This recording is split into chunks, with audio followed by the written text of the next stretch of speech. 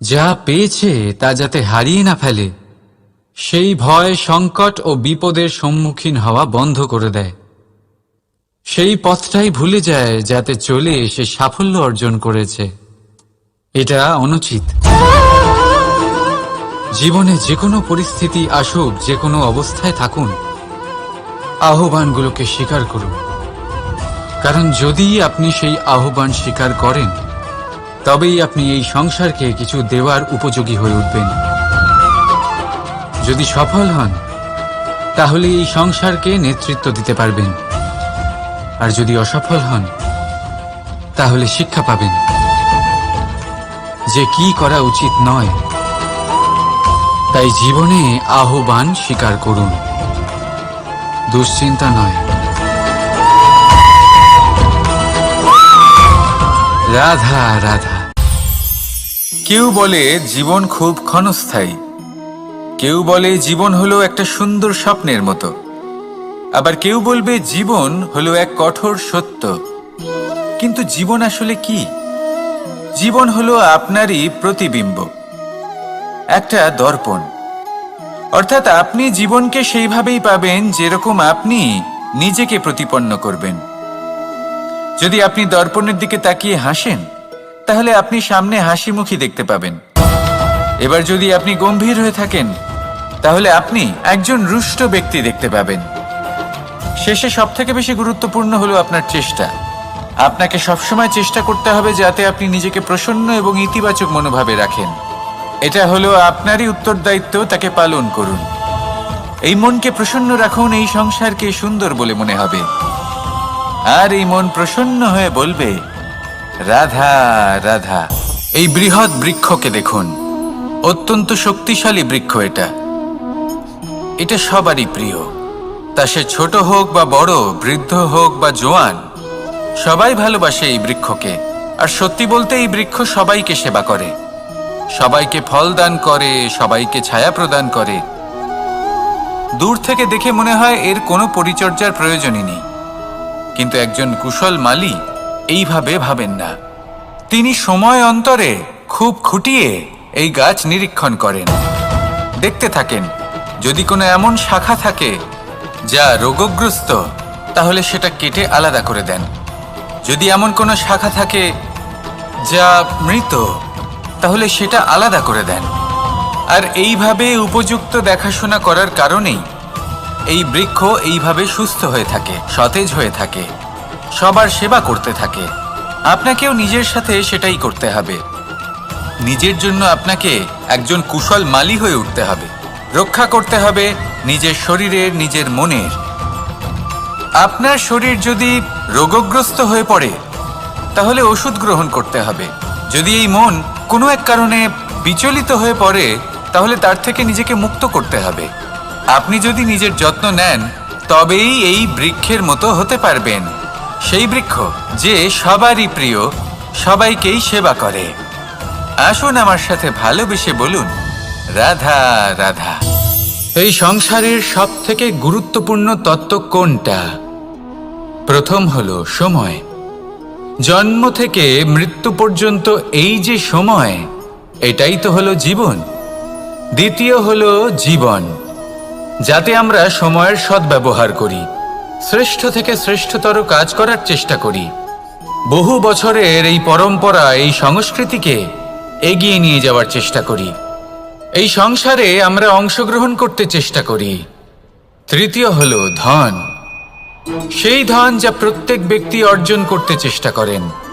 এবার এই তিনটি তত্ত্বের মধ্যে একটা সামঞ্জস্য আছে, সমান ব্যাপার আছে। সে ধনই হোক বা সময় হোক বা হোক জীবন। আর সেই সমান ব্যাপার হলো যে যদি আপনি এটা গণনা করতে থাকেন, তাহলে তা কমতে থাকে। যদি আপনি এটা ব্যবহার করেন, তাহলে তা বাড়তে থাকে। একে সংগঠিত করে রাখতে চেষ্টা করলে এ হাত থেকে ফসকে যায়। কিন্তু যদি আপনি একে সামলে রাখতে শিখে যান, তাহলে এমন কাজ করবেন যাতে সংসারের সাথে সাথে পরবর্তী প্রজন্ম লাভবান হবে। যদি কিছু শিখতে চান, তাহলে সামলাতে শিখুন, গণনা করা বা সংগঠিত করা নয়। আসুন আর আমার সাথে ভালোবেসে বলুন রাধা রাধা। আমাদের শরীর প্রকৃতির সর্বশ্রেষ্ঠ রচনা। যে অঙ্গ প্রত্যঙ্গ আমরা লাভ করেছি প্রত্যেকটির মধ্যে একটি নিজস্ব বার্তা রয়েছে। একটু ভেবে দেখুন, দুটি চোখ দিয়েছে দেখার জন্য, দুটি কান দিয়েছে শোনার জন্য, নাসিকাও আছে দুটি, দুটি হাত দিয়েছে দ্বিগুণ পরিশ্রম করার জন্য। কিন্তু জীব শুধুমাত্র একটি, তার উপরেও তীক্ষ্ণ বলিষ্ঠ দাঁত দিয়েছে তার রক্ষার জন্য। কখনো ভেবে দেখেছেন কেন?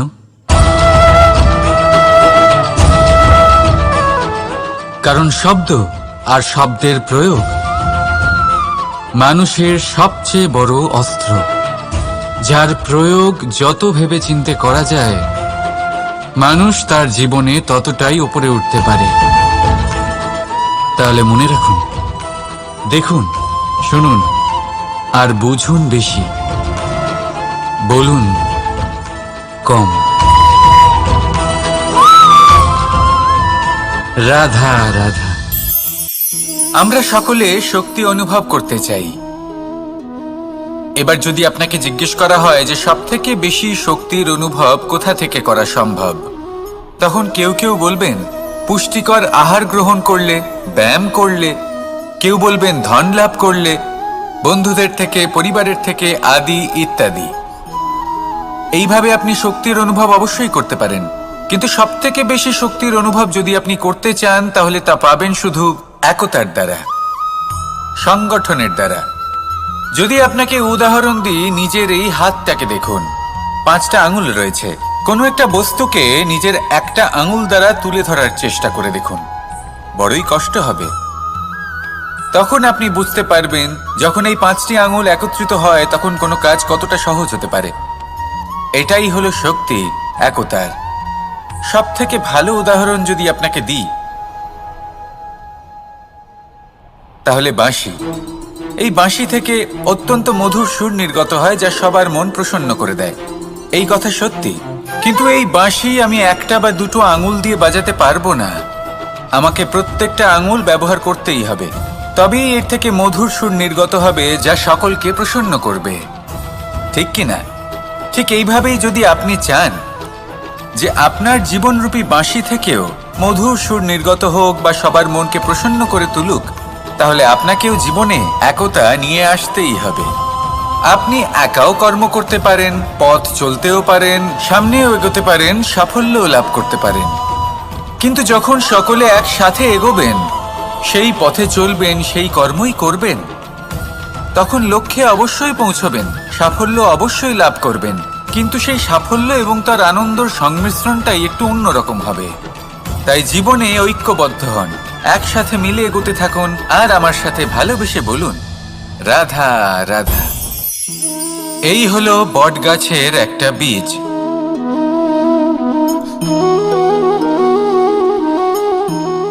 চলুন এটা রোপণ করা যাক, একটু জল দেওয়া যাক।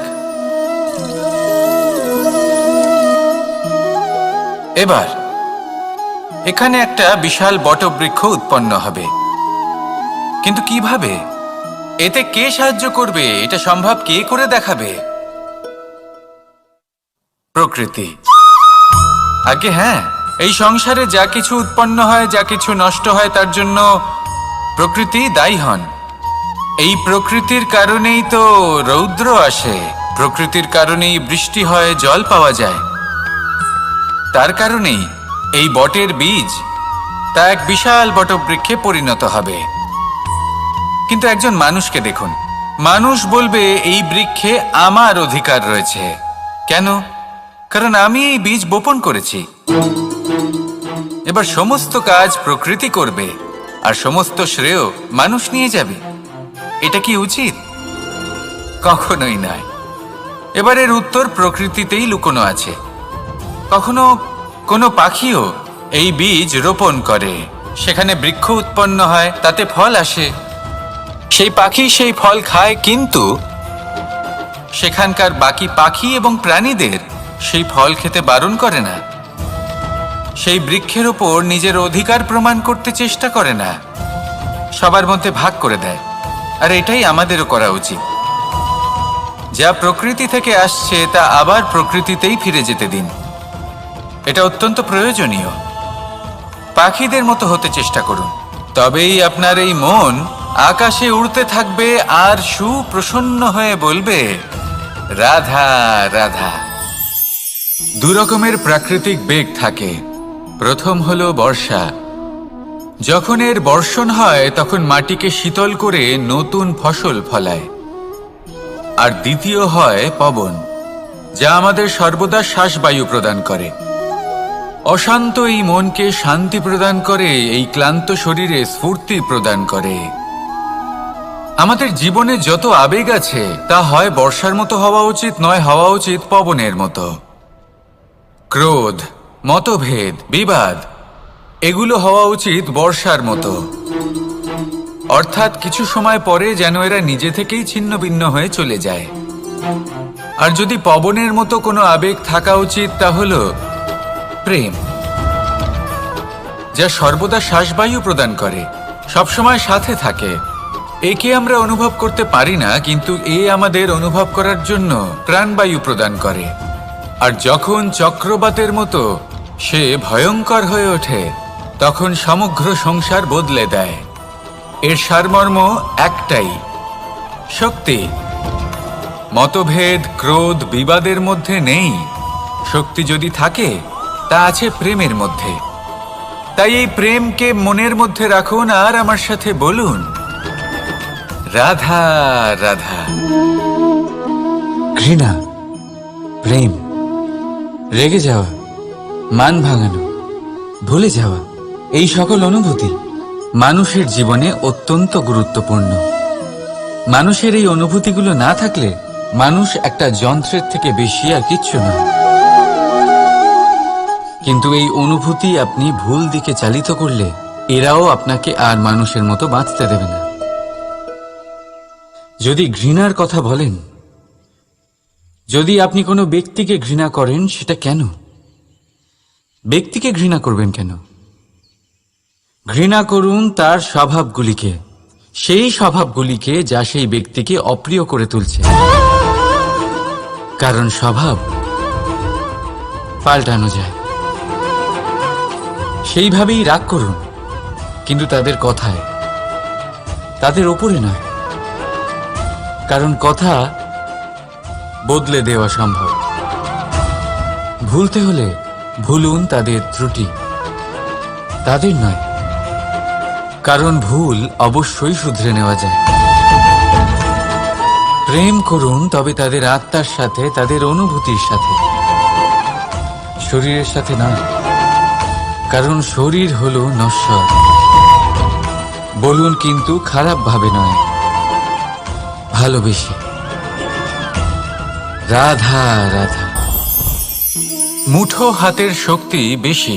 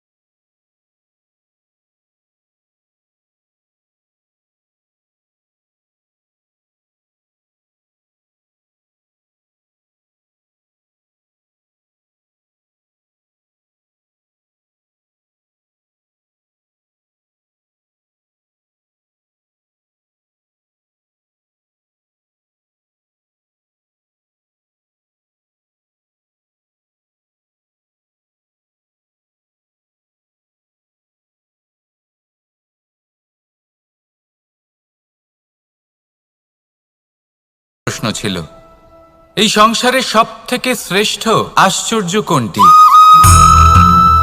এই প্রশ্ন আমি আপনাকে জিজ্ঞেস করছি। এবার কেউ বলবেন স্বর্ণ দ্বারা নির্মিত লঙ্কা, এটি হলো সংসারের সব থেকে বড় আশ্চর্য। কেউ বলবেন বরফে ঢাকা সেই পর্বত যা আকাশ স্পর্শ করে। কেউ বলবেন সেই সমুদ্র যার গভীরতা মাপা অসম্ভব ব্যাপার। কেউ বলবেন সেই বায়ু যা আমরা দেখতে পাই না, কিন্তু তা আমাদের জীবন দান করে। সংসারের সব থেকে বড় আশ্চর্য কি, সেই প্রশ্নের উত্তর যুধিষ্ঠির দিয়েছিলেন, আর তা ছিল শ্রেষ্ঠ উত্তর এবং উচিত। উনি বলেছিলেন যে সংসারে প্রতিদিন কোনো ব্যক্তি জন্ম লাভ করেন আর কোনো ব্যক্তি মৃত্যুও লাভ করেন। এবার এই কথাটা সবাই জানেন, সবাই বোঝেন যে যখন জন্মেছি তখন কোনো একদিন আমিও অবশ্যই মৃত্যু লাভ করব। এবার যখন এই কথা প্রত্যেকটা মানুষ জানেন, তখন কেন প্রত্যেক মানুষ এই চিন্তায় থাকেন, এই নিয়ে কষ্ট পান, এই নিয়ে ব্যাকুল হয়ে থাকেন যে উনি একদিন মৃত্যু লাভ করবেন, তার থেকে দূরে পালাতে চেষ্টা করেন? বলেন যে আমি মৃত্যু লাভ করতে চাই না। কেন? যেখানে কোনো না কোনো দিন এটা অবশ্যই হবে। এ হলো ব্রহ্ম সত্য। এই যে ব্যাকুলতা, এই ভয়, এই যন্ত্রণা, এই চিন্তা তার মনকে বাঁচতেই দেয় না, এই জীবন অনুভবই করতে দেয় না। সেই জন্য এই চিন্তা, ব্যাকুলতা, ভয় এসবের কি লাভ? কোনো লাভ নেই। সেই জন্য যতক্ষণ জীবনযাপন করছেন প্রত্যেক মুহূর্ত যেন শ্রেষ্ঠ হয়, আনন্দময় হয়, প্রেমের দ্বারা পরিপূর্ণ হয়, সেই চেষ্টা করুন।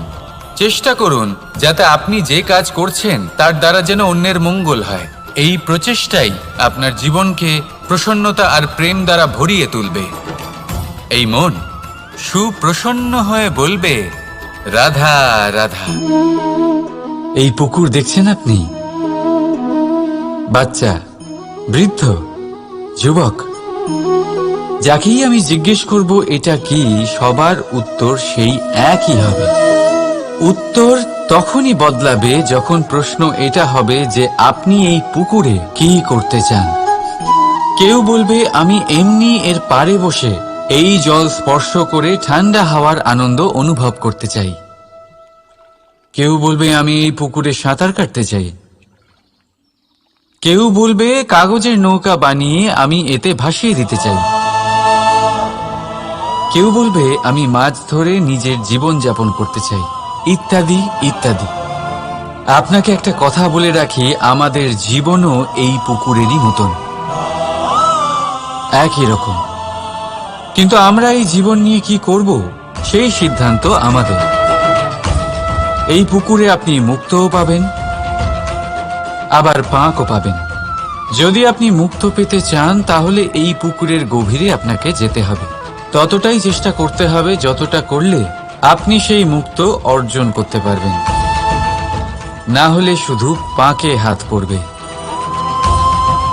তাই যা আমি সর্বদা বলে থাকি, সিদ্ধান্ত আপনার। রাধা রাধা। এই সংসারের সব থেকে বড় সুখ কি? কেউ বলবেন নিজের লক্ষ্য প্রাপ্ত করা, কেউ বলবেন ধন উপার্জন করা, কেউ বলবেন নিদ্রাই সব থেকে বড় সুখ, কেউ বলবেন রাজ্য লাভ করা, আবার কেউ বলবেন মাতার হাত থেকে খাবার খাওয়া, আদি ইত্যাদি। কিন্তু যদি সত্যি কথা বলি, এই সংসারের সব থেকে বড় সুখ হল সেবা করা। কখনো কাউকে সেবা করে দেখুন। এই সেবা দ্বারা অন্য কোনো মানুষের আশীর্বাদ লাভ করাতেই সুখ রয়েছে। আপনার সেবা ভাব দ্বারা যখন কোনো মানুষ নিজের অন্তরাত্মা থেকে আপনাকে আশীর্বাদ করে, তার থেকে বড় সুখ আর কিছুই নেই। কারণ প্রত্যেক মানুষের মধ্যে ঈশ্বর বাস করেন। নরের সেবাই হলো নারায়ণের সেবা। নিষ্কাম সেবা করাই হলো সব থেকে বড় সুখ। তাই নিজের অন্তরে সেবার এই ভাব জাগ্রত করুন। যে সুখের কথা আমি বলছি সেই সুখ অনুভব করেই দেখুন। এই মন সুপ্রসন্ন হয়ে বলবে রাধা রাধা।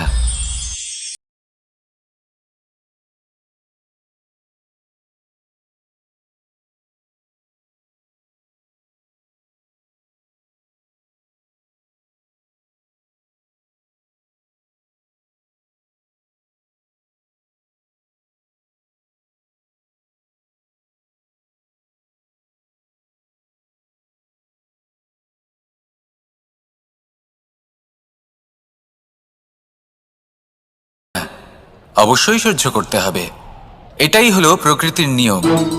এই নিয়ম কিন্তু আমরা সবাই জানি, কিন্তু আমাদের মধ্যে বেশিরভাগ মানুষ এই বিভ্রান্তি নিয়ে বাঁচি যে এই যে প্রকৃতির নিয়ম তা আমার ওপর প্রযোজ্য নয়। তা কিন্তু নয়। আমাদের চতুর্দিকে এই যে নিসর্গ রয়েছে, আমরা তার কতটা ক্ষতি করি সেটা একবার ভেবে দেখুন। আমরা বনাঞ্চল জ্বালিয়ে দিই, বায়ু দূষিত করি, জল দূষিত করি, প্রাণীদের হত্যা আমরা করি। কেন? এই নিসর্গ আমরা নষ্ট করি, যদিও আমরা জানি যে আমরাও হলাম এই নিসর্গেরই অংশ। এবার দেখুন, শরীরের কোনো অংশে যদি আগুন ধরান, আস্তে আস্তে সমস্ত শরীরও জ্বলে যাবে। সেইভাবেই নিসর্গ যদি নষ্ট হয়ে যায়, তাহলে মনুষ্য জাতিও নষ্ট হয়ে যাবে। তাই এই যে নিসর্গ আপনি দেখছেন, এই পুষ্প, এই বৃক্ষ, বায়ু, জল, এদের সকলকে রক্ষা করুন, নষ্ট নয়। মনে রাখবেন, যদি নিসর্গ থাকে মানুষ থাকবে, যদি নিসর্গ থাকে তাহলেই জীবন থাকবে। আসুন আমার সাথে ভালোবেসে বলুন, রাধা রাধা। এই সংসারে সবাই বলেন আমি অর্জুনের মতো হয়ে উঠতে চাই। সবাই চায় যে তারাও যেন অর্জুনের মতো গান্ডীব লাভ করে। তারাও চায় যে তাদেরকেও মহাদেব এসে পশুপতি অস্ত্র দান করবেন। তারাও এটাই চায় মহাভারতের মতো মহাসংগ্রামে বিজয়ী হতে। কিন্তু সবাই ভুলে যান যে অর্জুন যা হতে পেরেছিলেন সবকিছুই অর্জন করেছিলেন। যদি আপনিও অর্জুনের মতো গান্ডীব লাভ করতে চান, তবে আপনাকেও তার মতোই শ্রেষ্ঠ কাঠ নির্বাচন করতে হবে। সেই কর্ম আপনাকেই করতে হবে। তার প্রত্যঞ্চা যাতে তীব্র হয়, তার জন্য আপনাকে সর্বশ্রেষ্ঠ দড়ি খুঁজে বের করতে হবে। আপনার বাণ যাতে ঘাতক হয়, সেই জন্য আপনাকে নতুন নতুন ধাতু খুঁজে বের করতে হবে। সেই শিক্ষা আপনাকে লাভ করতে হবে, তবেই আপনার ইচ্ছে পূর্ণ হবে। অর্জুন হওয়া বড়ই সরল, যদি আপনি কিভাবে অর্জন করতে হয় তা জানেন। শুধুমাত্র স্বপ্ন দেখেন যারা, তারা কখনোই অর্জন করতে পারবেন না। কিন্তু যদি কেউ অজ্ঞাতবাস ভোগ করতে পারে, যদি কেউ লাক্ষাগৃহ থেকে পালিয়ে বাঁচতে পারে, যদি কেউ কঠোর তপস্যা করতে পারে, প্রতীক্ষা করতে পারে এবং পরিশ্রম করতে পারে, তাহলে সে অর্জুন অবশ্যই হয়ে উঠবে। যদি আপনি অর্জুন হয়ে উঠতে চান, তাহলে কর্ম করতে শিখুন আর আমার সাথে ভালোবেসে বলুন, রাধা রাধা।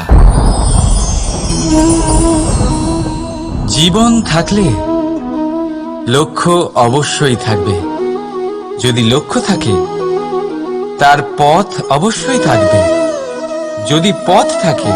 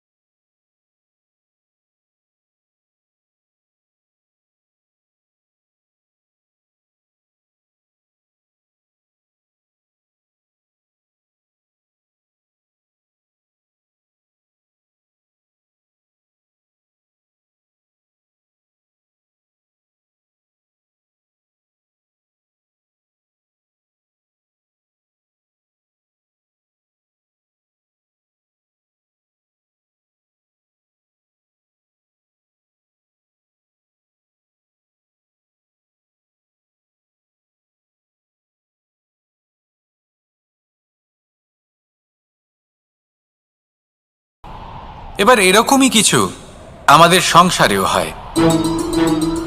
আমাদের দেশ, যেখানে একটি ভূমির ওপর ভিন্ন ভিন্ন ধর্মের মানুষ বাস করেন, ভিন্ন ভিন্ন জাতি, ভিন্ন ধর্ম, ভিন্ন ভাষা, কিন্তু যদি আমরা এটা ভাবি যে কিভাবে এই দেশকে কল্যাণের পথে নিয়ে যাওয়া যায়, কিভাবে এর বিকাশ করা সম্ভব, তাহলে আমাদের একত্রিত হওয়া শিখতে হবে।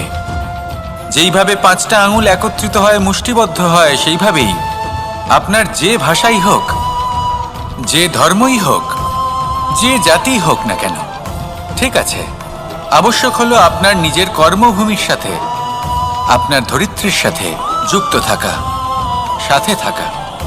তবেই দেশের উন্নয়ন সম্ভব, তবেই এই দেশ স্বতন্ত্র থাকবে, সফল হবে, আর এই মন প্রসন্ন হয়ে বলবে রাধা রাধা। একবার একজন সাধক ওনার শিষ্যদের একটা কাজ দিলেন, একটা দুর্লভ জড়িবুটি নিয়ে আসতে বললেন। এতটাও কঠিন কাজ সেটা ছিল না, কারণ সকল শিষ্য জানতেন যে এই দুর্লভ জড়িবুটি কোথায় পাওয়া যায়।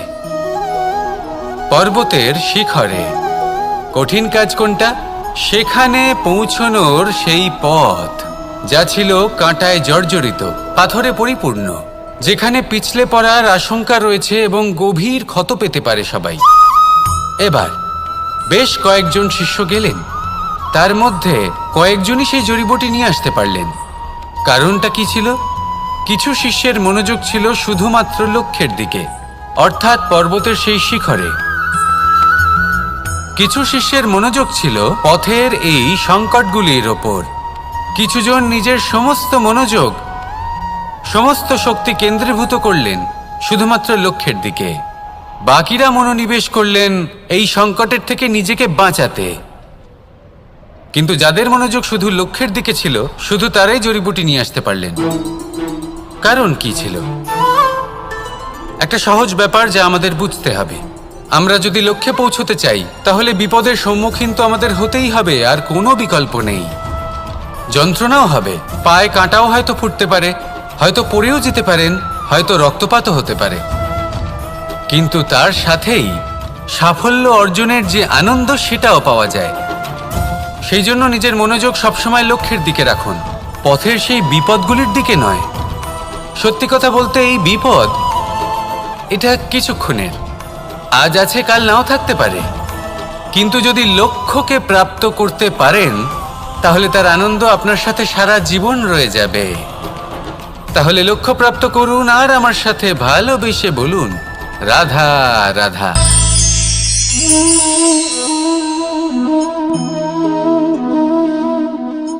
দুধ আর মাখন। যদি আমি আপনাকে জিজ্ঞেস করি এই দুইয়ের মধ্যে সম্পর্ক কি, আপনি বলবেন এ তো সহজ ব্যাপার, দুধ থেকেই তো মাখন তৈরি করা হয়। যদি আমি আপনাকে জিজ্ঞেস করি এই দুইয়ের মধ্যে তফাৎ কি, তাহলে কেউ বলবেন একটা তরল হলে অন্যটা খুবই গাঢ়। কেউ বলবেন একজন পিতা আর অন্যজন সন্তান। না, এই দুইয়ের মধ্যে তফাৎ হলো শুদ্ধতার। মাখন দুধের থেকে অনেক বেশি শুদ্ধ। এই বিষয়টা কিছুটা এইভাবে বোঝা যেতে পারে। যদি কোনো পোকা এসে সেই পাত্রে পড়ে যেখানে দুধ আছে, আপনি কি করেন? আপনি সেই দুধ ফেলে দেন। কিন্তু যদি কোনো পোকা এসে সেই পাত্রে পড়ে যেখানে মাখন আছে, তখন আপনি কি করেন? আপনি সেই পোকা বের করে ফেলে দেন। সেই পোকা নোংরা, সেই পোকা দূষিত। আর যদি আমাদের মন তরল হয়, তাহলে এই পোকা আমাদের মন দূষিত করে দেবে, তা নোংরা করে দেবে।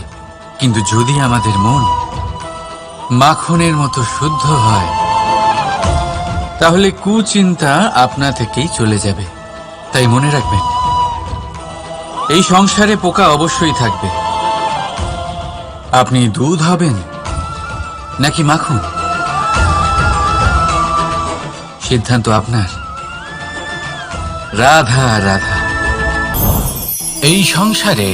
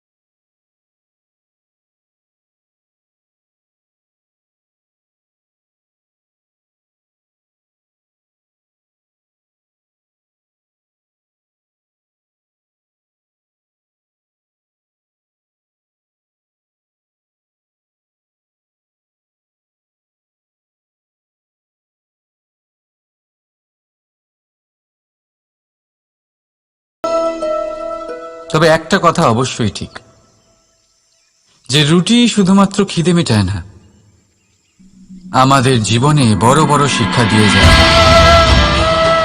এবার একটু ভেবে দেখুন, রুটি আপনার তখনই সুস্বাদু লাগবে, এই রুটি আপনার স্বাস্থ্যের জন্য ভালো তখনই হবে